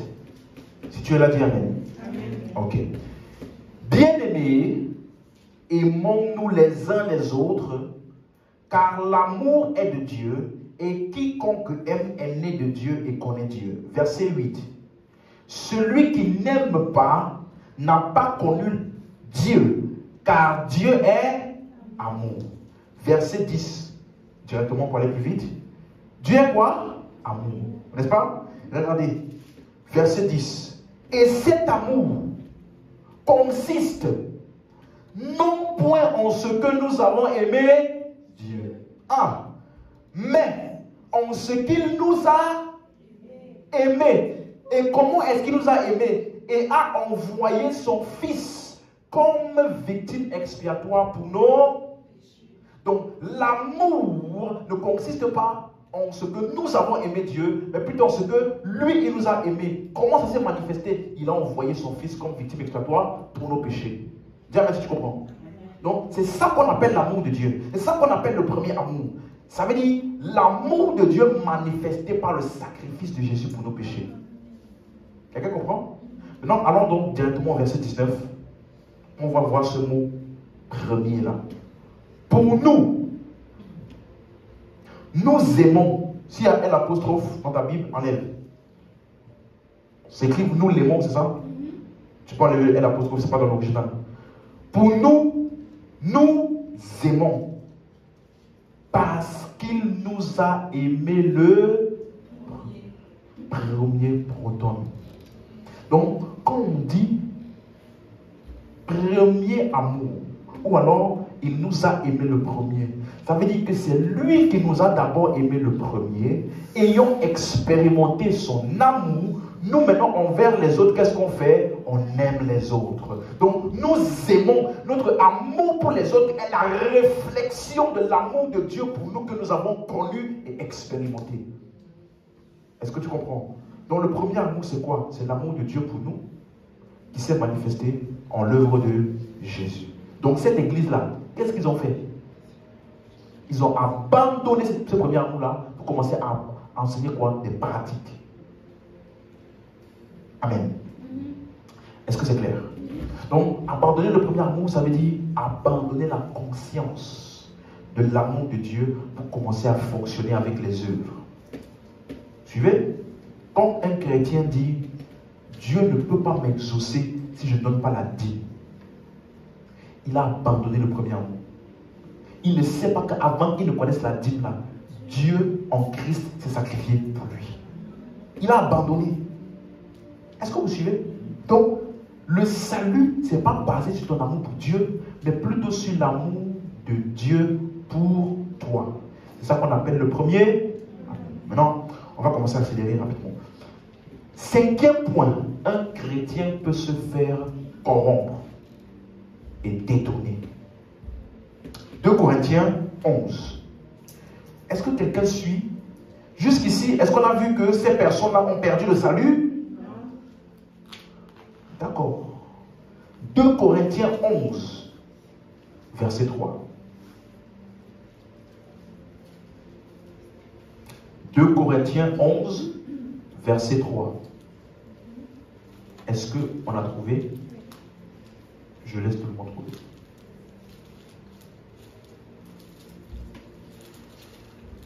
Alléluia. Amen. Si tu l'as dit Amen. Amen. Si tu dois dire Amen. Ah. Amen. Bon, 2 Corinthiens 11, verset 3. Toutefois, de même que le serpent séduisit Ève par sa ruse, je crains que vos pensées ne se corrompent et ne se détournent de la simplicité à l'égard de Christ. Dis-moi la simplicité. Suis-moi. Si ce n'est pas simple, ce n'est pas Christ. Tu n'as pas bien suivi. Si ce n'est pas, c'est trop compliqué. Tu dois te réveiller à une précise pile. Si tu veux avoir la protection ou avoir une paix surnaturelle, il faut que tu te réveilles à telle heure. Il faut que tu dormes sur tel côté. En dormant sur le côté là, que Dieu va voir vraiment que tu es sérieux par rapport à ta demande et Dieu va t'exaucer. Tout ça là, c'est trop compliqué. Si ce n'est pas simple, ce n'est pas... Et tu vas voir dans l'original, ce mot simple veut dire une pensée unique. Ça veut dire que c'est ce qui est complet, pas double. Pourquoi? Parce que ça veut dire que ça parle d'être focalisé sur Christ. Pourquoi? Hébreux 12, verset 2. Ayant les regards sur Jésus. La vie chrétienne consiste à rester focalisé sur Christ et ce qu'il a fait. Il y a des choses que tu peux entendre qui vont te détourner ton focus de Christ pour te faire te focaliser sur toi, tes œuvres. Sur toi, tes performances. Et en faisant ça, on t'a détourné de Christ. Est-ce que tu suis? Regardez verset 4. Car, si quelqu'un vient vous prêcher un autre Jésus, que celui que nous avons prêché, aussi vous recevez pardon, un autre esprit que celui que vous avez reçu, ou un autre évangile. La suite c'est quoi? Que celui que vous avez. Vous le supportez? Est-ce que quelqu'un comprend de quoi il parle ici? Regardez, ça veut dire que un autre Jésus, un autre évangile, un autre esprit. Donc ce n'est pas tous les endroits où on dit Jésus que c'est le bon Jésus. Qu'est-ce qui va te permettre d'identifier le bon Jésus? L'évangile. Tu comprends? Parce que l'évangile nous révèle Jésus. Donc, il y a beaucoup d'endroits où un autre Jésus est prêché. Un Jésus qui ne peut pas te sauver pour toujours. Qui attend de voir tes œuvres. Pour dire, toi tu peux être sauvé. Quand même tu peux. Ça c'est un autre Jésus. Est-ce que tu me suis? Un Jésus qui ne peut pas te bénir ou te garder tant que tu n'as pas bâti ton hôtel. Tu connais ça? Tu dois bâtir ton hôtel. Quand tu bâtis ton hôtel, tu penses qu'on parle de prendre caillou de ton visage. Hein? Hôtel de nos jours, ce n'est plus comme dans la Bible. Hein? Hôtel de nos jours, là, c'est l'argent. Donc, plus forte est ta somme, plus solide est ton hôtel. Tu te rends compte? Tu lis ta Bible, on dit Abraham bâtit là un hôtel pour offrir un sacrifice. L'hôtel là, c'était quoi? Des pierres, des cailloux. Mais nous, on a réussi à transformer ça en argent. Comment on a fait? Ça, c'est un miracle. Ça, c'est un miracle. Comment tu peux... Donc, ça veut dire que tu lis toute ta Bible là. On dit hôtel, hôtel, hôtel, hôtel. C'est des cailloux. Subitement, dans la nouvelle alliance, c'est devenu... Aïe, ils sont forts. Non, franchement, ils sont forts. Comment tu fais? Et c'est un hôtel que tu dois bâtir tout le temps. Il ne faut pas te contenter de la première fois. Parce que quand tu as fait ça, la puissance de ton hôtel diminue. Ça diminue. Donc tu dois encore mettre encore notre dessus. Et puis l'hôtel là reprend force encore. Et puis, quelque temps, ça diminue. Tu vois pourquoi ta vie ne marche pas? Ça fait combien de temps que tu n'as pas alimenté ton hôtel? Frère! Ça, c'est un autre Jésus. Un Jésus qui a fait de toi une nouvelle création. Mais, qui peut encore, qui est dans la nouvelle création qu'il a fait de toi là, il a gardé les liens de malédiction générationnelle. Tu es une nouvelle création, hein, mais le fil qui te liait à tous tes ancêtres là, il n'a pas coupé. Non, c'est resté. Donc tous les esprits de tes ancêtres là continuent à agir contre toi. Pourtant, tu es une nouvelle et les choses anciennes sont sauf les choses de tes ancêtres. Les choses anciennes, sauf l'esprit de ta grand-mère. Ça, c'est un autre Jésus. Quelqu'un dit non, envoie l'esprit, envoie l'esprit, envoie l'esprit, ouvre le ciel. Quand tu pries comme ça, tu es comme un incroyant. C'est comme si mon enfant venait me dire, j'aimerais avoir ton ADN. C'est ça? J'aimerais avoir ton ADN. Est-ce que ton enfant peut te dire, j'aimerais avoir ton ADN? Il n'est pas normal. L'esprit en nous, c'est le sceau de Dieu en nous. C'est la vie de Dieu en nous. Comment tu peux dire à Dieu, envoie-moi l'esprit? Non. Il y a juste que j'ai envie de dire, mais si elle dit ça. Elle dit, bonjour Saint-Esprit. Il dormait. Il dormait. Ah non, c'est parce que, tu vois, il faut considérer la personne du Saint-Esprit. Je te disais, non, tu sais, je priais un jour, et puis je voulais partir.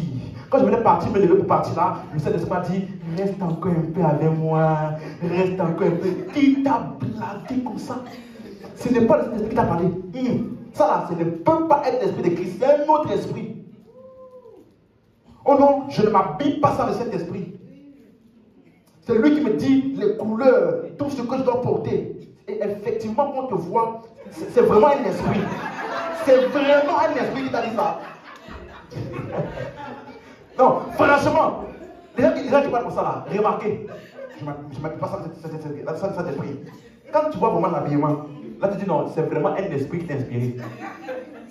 Vous t'habillez comme ça là, c'est vraiment un esprit. Il y a trop de faux Jésus qu'on prêche. Écoute-moi, le Jésus qui est fâché contre l'église là, le Jésus qui est fâché contre son église et qui m'a envoyé le jugement là, ce n'est pas le vrai Jésus. Le Jésus qui est fâché contre l'Europe et les États-Unis à cause des homosexuels, ce n'est pas le vrai Jésus. Le Jésus qui a envoyé le coronavirus là dans le monde pour juger le monde à cause du péché, ce n'est pas le vrai Jésus. C'est un autre Jésus. Le vrai Jésus là, la Bible dit, Dieu a tant aimé le monde. Le monde là, il y a les pécheurs, homosexuels, bandits, voleurs. Et Dieu les aime de la même manière. Tu veux christianiser le monde et imposer la Bible comme ta loi? Non, la foi est un choix. Tu n'as pas le droit de forcer quelqu'un à ta foi parce que tu veux montrer que Dieu est tellement fâché. Non. Vous allez remarquer que le Nouveau Testament parle beaucoup plus des fausses doctrines et des fausses enseignements, plus que même le péché, le mauvais comportement. Remarquez, vous allez voir. Ça parle beaucoup plus contre les fausses doctrines que contre les mauvais comportements.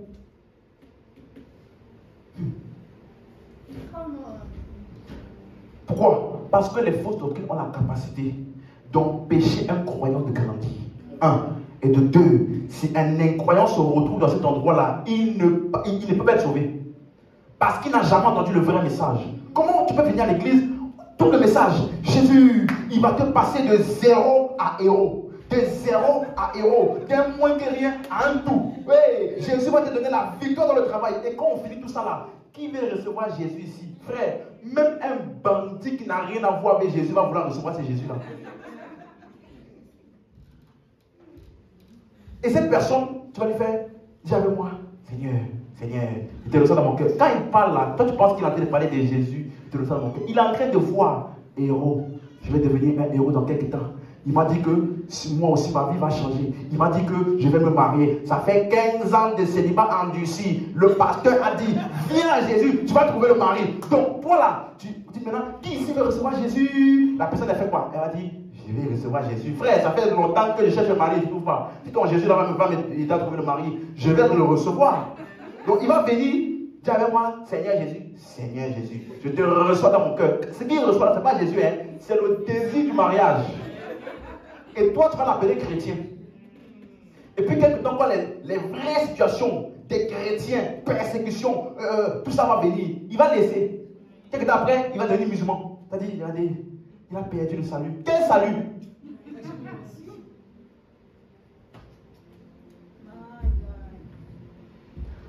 Le salut, c'est de Christ à Christ. Tu as compris ça? Le salut, c'est de Christ à Christ. Il n'y a pas agent, mariage, quoi que ce soit dedans. C'est de Christ à Christ. Uniquement.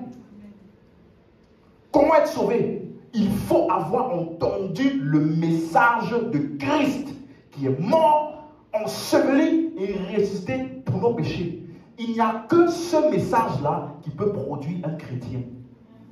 Rien d'autre. Même si c'est agréable à l'oreille, ça ne peut pas sauver. Dis-moi amen. Amen. 6e point.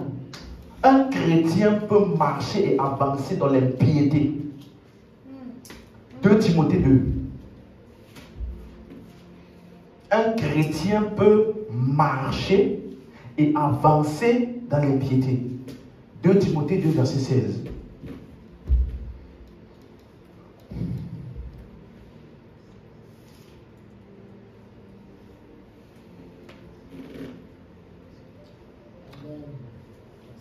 « 2 Timothée 2, verset 16. » C'est bon? «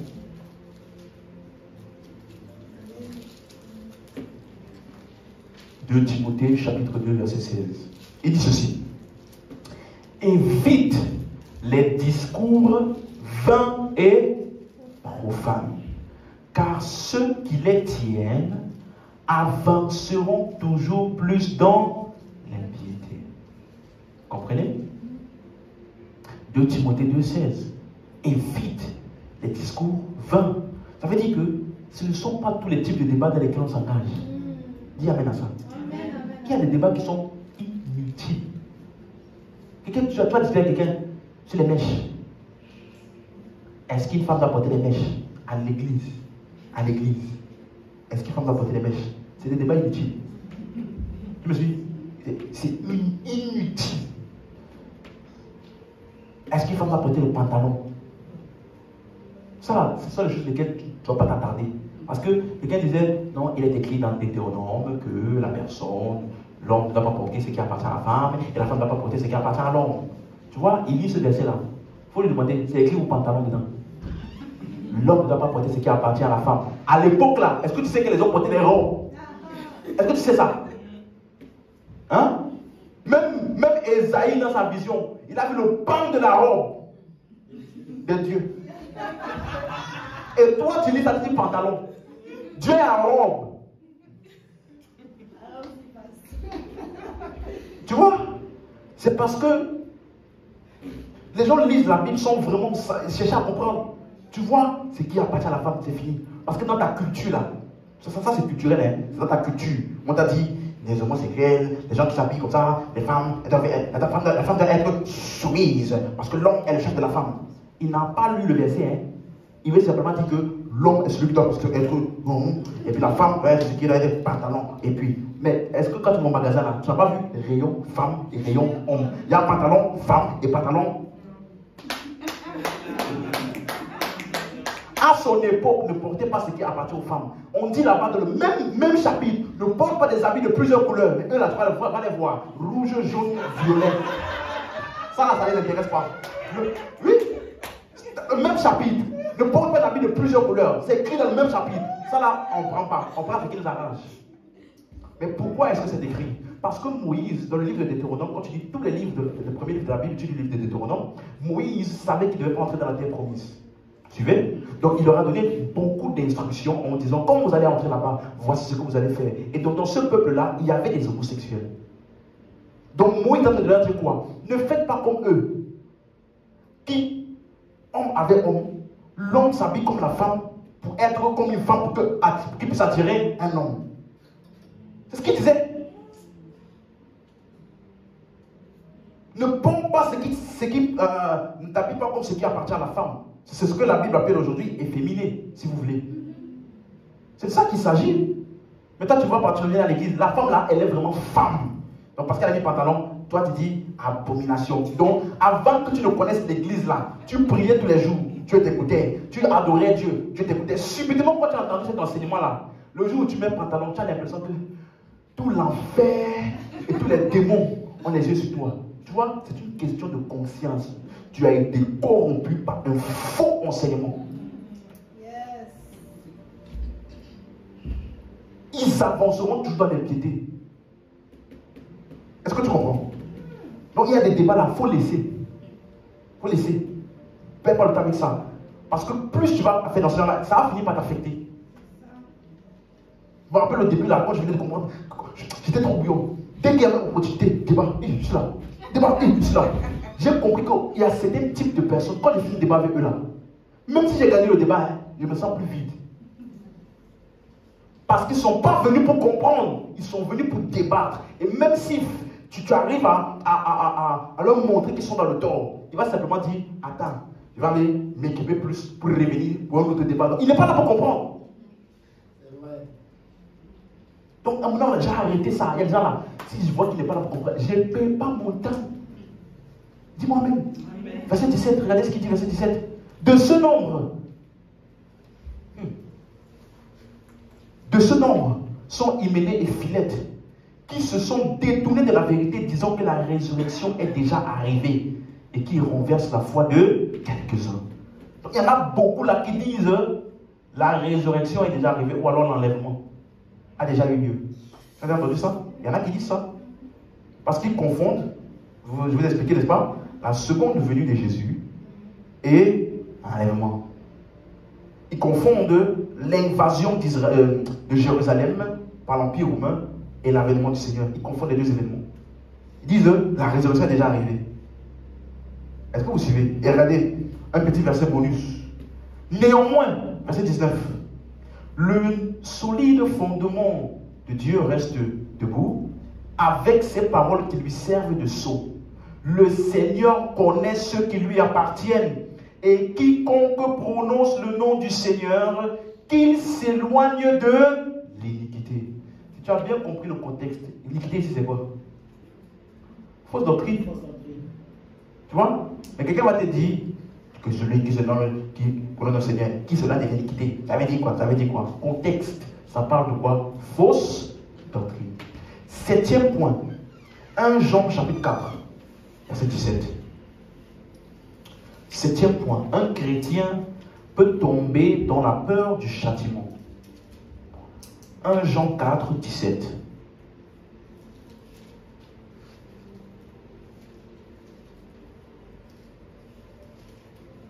« 1 Jean 4, 17. » C'est bon? Il dit ceci. Tel il est, tel nous sommes aussi dans ce monde. C'est en cela que l'amour est parfait en nous, afin que nous ayons de l'assurance au jour du jugement. Suivez? Il parle bien du jour du jugement. Donc 1 Jean 4, maintenant verset 18. La crainte ou alors la peur n'est pas dans l'amour.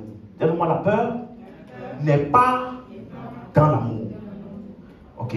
Il dit ceci. Mais l'amour parfait bannit la peur. Tu suis? Car la peur suppose un châtiment. Et celui qui craint n'est pas parfait dans l'amour. Donc il peut y avoir des chrétiens qui ne sont pas parfaits. Le mot parfait, c'est le mot grec qui veut dire mature. Donc ils n'ont pas une pleine compréhension de l'amour de Dieu là pour eux. Donc voilà pourquoi ils sont encore dans la peur. De quoi? Du jugement. Est-ce que vous suivez? Donc un homme qui est dans la peur du tourment et du châtiment, il s'est détourné de l'amour. Amen. Mais est-ce qu'il a perdu le salut? Est-ce que ça a changé l'amour de Dieu pour lui? C'est juste que lui, il n'est pas conscient de cet amour-là. Comprenez? 8e point. Un croyant peut être dans la honte lors du retour de Jésus.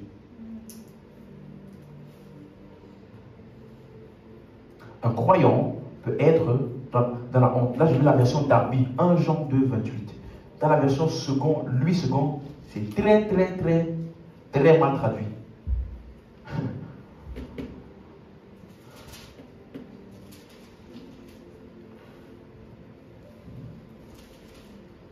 « 1 Jean chapitre 2 verset 28. Il dit dans la version Louis II, regardez comment il dit, et maintenant petits enfants, demeurez en lui, afin que lorsqu'il paraîtra, on se rappelle le mot paraître, qui parle de l'avènement du Seigneur. Ok. Lorsqu'il paraîtra, nous avons de l'assurance et qu'à son avènement, nous ne soyons pas confus et éloignés de lui. Vous voyez? Comme si dans son avènement, il y a certains qui seront éloignés de lui. Vous comprenez? C'est mal traduit. Regardez la version de Darby. Et maintenant, enfants, demeurez en lui, afin que quand il sera manifesté, nous ayons de l'assurance et que nous ne soyons pas couverts de honte de par lui à sa venue. Vous avez compris? Couverts de honte de par lui à sa venue. Donc, de quoi parle-t-il? Il parle des récompenses. Vous vous rappelez? Parce qu'il y en a qui peuvent perdre leur récompense. On va voir ça par la suite. Mais il dit demeurer en lui. Pourquoi est-ce qu'il dit demeurer en lui? Verset 26. Donc quoi sont-ils censés demeurer? Verset 26. Je vous écris ces choses au sujet de ceux qui vous égarent. Comprenez maintenant? Donc ça veut dire que si tu te laisses égarer, quand Jésus va apparaître là, tu vas payer ta récompense. Tu comprends? Parce que, rappelez-vous, c'est par rapport aux bonnes œuvres qu'il a préparées d'avance pour nous que nous serons récompensés.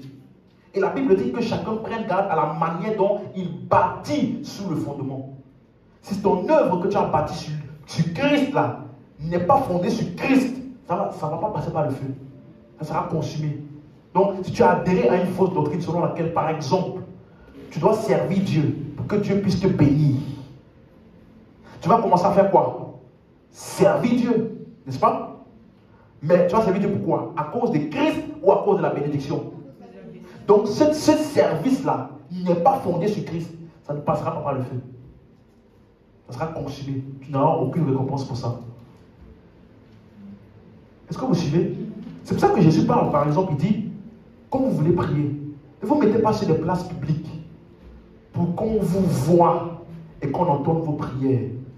Parce que cette acclamation des hommes-là est votre récompense. Donc, quand tu fais les choses pour que les gens te voient, le moment où les gens te voient là, c'est ça ta récompense déjà. Tu n'as aucune récompense vis-à-vis de Dieu. Il dit, quand vous jeûnez, ne mettez pas un visage tout triste là, pour que les gens sachent que vous... Parce que quand les gens vont voir que tu es tout pâle à cause du jeûne et qu'ils vont dire, waouh, quelle soeur, quel frère. Ce waouh là, c'est ta récompense. Tu as compris? C'est ça ta récompense. Mais quand tu fais indépendamment des autres, oh mais pasteur, ça veut dire que si je jeûne et que mon visage est pâle, est-ce que c'est de ma faute? S'il arrive que tu jeûnes et que ton visage est pâle, qu'est-ce que tu peux faire? Le problème n'est pas ton visage. Le problème est ton intention en faisant ce jeûne. C'est ton intention en prenant ce visage. C'est ton intention en priant. Il n'a pas dit de prier pas en public. Nous ici on prie. Tout le monde a des fois, quand on prie ensemble, on prie ensemble. Est-ce que tu suis? Mais le problème c'est, tu fais ça pourquoi? Pour être vu. Quand on va te voir, tu as ta récompense déjà. Mais si tu fais ça parce que tu as compris l'œuvre de Christ et que tu réagis à ça, là tu as une récompense.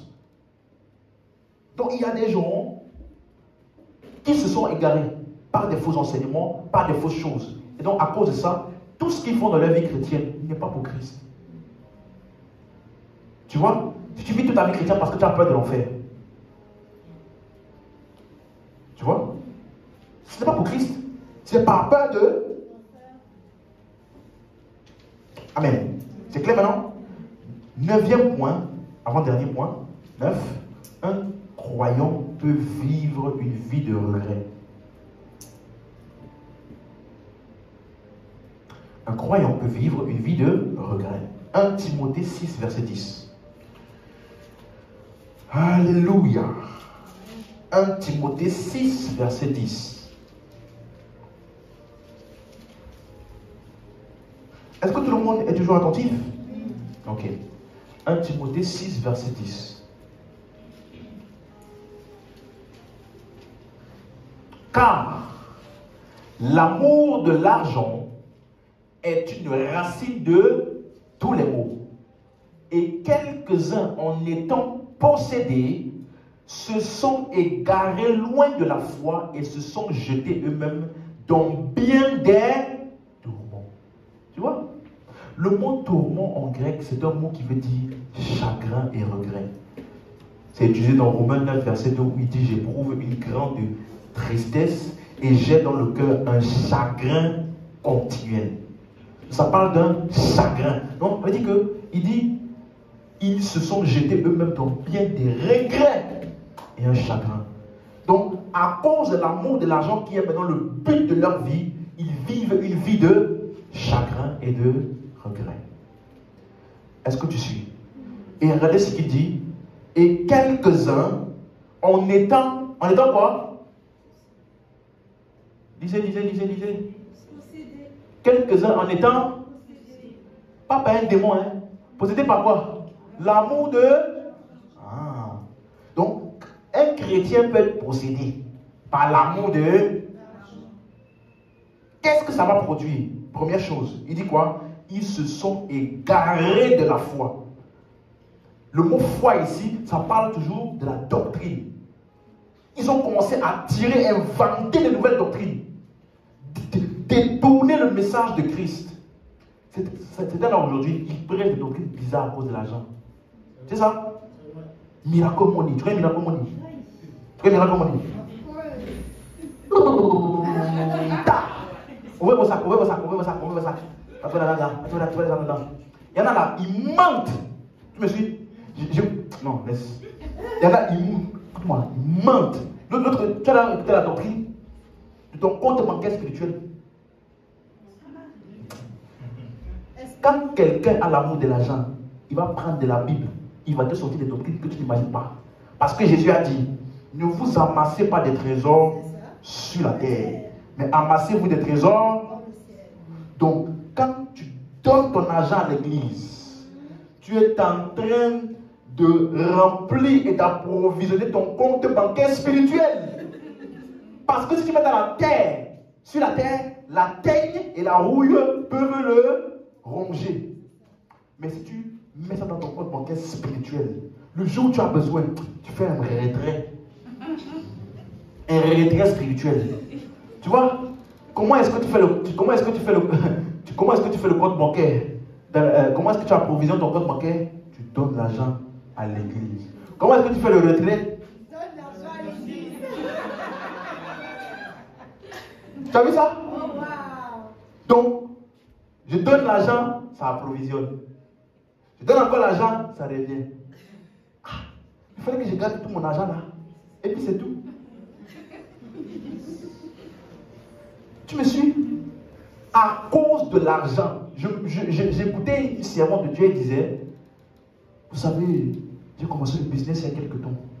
Et les types de contrats que j'ai reçus, ça ne peut être que mon hôtel.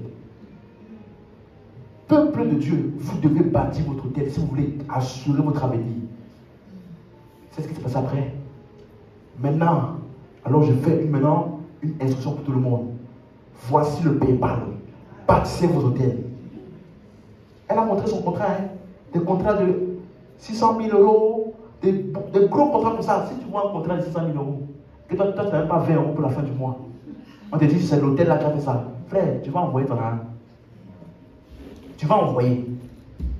Mais ça, c'est à cause de quoi? À cause de l'argent. Quand tu as l'amour de l'argent, j'ai expliqué ceci, non? Tu ne peux jamais interpréter correctement les Écritures. Jamais.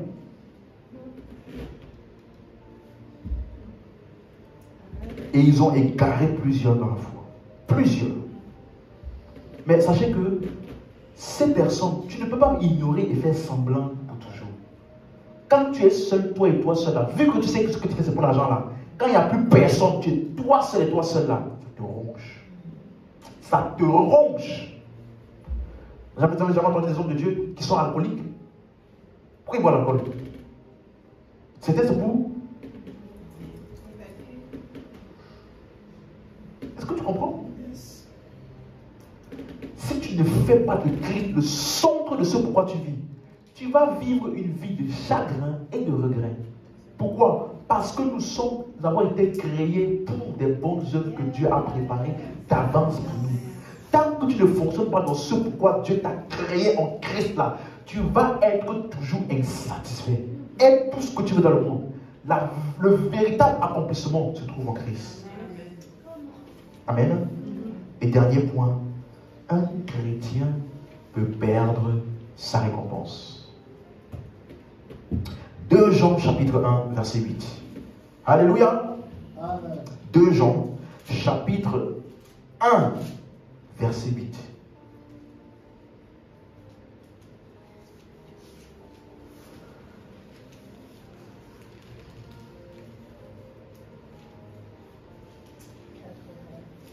C'est bon? 2 Jean chapitre 1 verset 8. Regardez ce qu'il dit.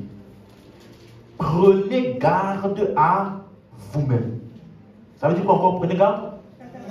Ok. Donc, afin que vous ne perdiez pas le fruit de votre travail, mais que vous receviez une pleine récompense. Vous voyez, verset 9. Quiconque va plus loin et ne demeure pas dans la doctrine de Christ n'a point Dieu. Celui qui demeure dans cette doctrine a le Père et le Fils. Vous comprenez? Il parle encore de quoi? Fausse doctrine. Regardez à quel point c'est rempli dans les épîtres, les avertissements contre les fausses doctrines. Parce que tu peux te détourner sans t'en rendre compte. Amen. Donc, il y a une récompense pour ceux qui demeurent et restent attachés au message de Christ. Et ils vivent pour ce message-là. Il y a une pleine récompense. Mais il y a des croyants qui vivent pour autre chose. Vous me suivez? Et qui ne sont pas réticents contre les fausses doctrines. Eux là, ils se font détourner et donc ils peuvent perdre leur récompense. Mais, ayant vu ces 10 points, aucun de ces points ne signifie perdre le salut. Aucun. Vous suivez? Aucun croyant ne peut se détourner ou s'écarter du salut. Il peut s'écarter de la doctrine. Il peut s'écarter de la volonté ou du plan de Dieu. Mais il ne peut pas s'écarter du salut. Pourquoi? Parce qu'en ce qui concerne le salut, ce n'est pas toi qui te tiens. C'est Dieu qui te tient. En ce qui concerne toi, marcher et fonctionner dans le plan de Dieu pour ta vie, c'est ta responsabilité basée sur l'investissement de Dieu qui est en toi. Donc tu peux choisir de ne pas coopérer. Tu me suis? Mais le salut n'attend pas ta coopération. Dès que tu crois, c'est scellé. C'est pourquoi Jésus est appelé dans Hébreux 13, 20. Il a appelé que le Dieu de paix qui a ramené d'entre les morts le grand pasteur. Ou alors le grand berger. On l'appelle le grand berger des brebis. Par le sang d'une alliance éternelle. Donc, il n'est pas juste le berger, il est le grand. Le mot grand, là, ça parle de l'autorité, le garant, celui-là même qui est en charge. C'est lui. Donc, qui est en charge des brebis? Jésus lui-même. Donc, en tant que croyant, suis bien. Vous vous rappelez, on avait lu dans Hébreux 13, je ne vous délaisserai point, je ne vous abandonnerai point. Donc, ça veut dire que lui, il ne perdra jamais aucune de ses brebis. Je ne vous délaisserai. Lui là, c'est qui est de sa responsabilité. Ça là, c'est garanti. Il ne perdra jamais. Mais toi, en tant que croyant, tu peux le perdre de vue. Dans ta marche, dans ton style de vie, dans ta prière, tu peux le perdre de vue. Voilà pourquoi tu dois constamment être enseigné, garder ta conscience sur la parole. Qu'est-ce que Christ fait, ton identité, ça là, c'est ta responsabilité. Mais tu me suis? Tu peux le perdre de vue. Mais lui, il ne peut pas te perdre. Celui qui peut vous préserver de toute chute et vous faire paraître devant sa gloire irrépréhensible, c'est lui. Jésus a dit, quand il était sur le point d'aller, allez faire des disciples. Après il dit, voici, je suis avec vous jusqu'à la fin du monde. Dans Jean 14, 16 à 17, il dit, l'Esprit, lorsqu'il viendra en vous, il demeurera en vous. Comment? Éternellement. Ça, c'est la garantie de Dieu lui-même en vis-à-vis de ceux qui sont en lui. Il dit, maintenant, bien-aimés, nous sommes enfants de Dieu. Qu'est-ce qu'on appelle enfant? C'est quelqu'un qui est uni à toi par l'ADN. Même si ton père te dit, je te réunis, tu lui dis, c'est trop tard. Même si je parle là, ton ADN là, ça coule ici. Tu veux me régner, enlève ton ADN en moi, tu ne peux pas. On est liés pour toujours. Dis amen. Donc, le salut, il faut toujours se baser sur la fidélité de Dieu.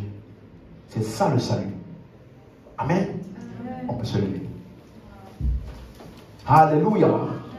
Dis avec moi, je suis le bénéficiaire de la fidélité de Dieu dans son œuvre pour me sauver.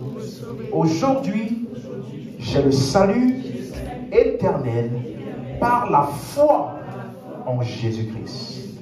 Amen. Alléluia. Est-ce que tu peux lever les mains?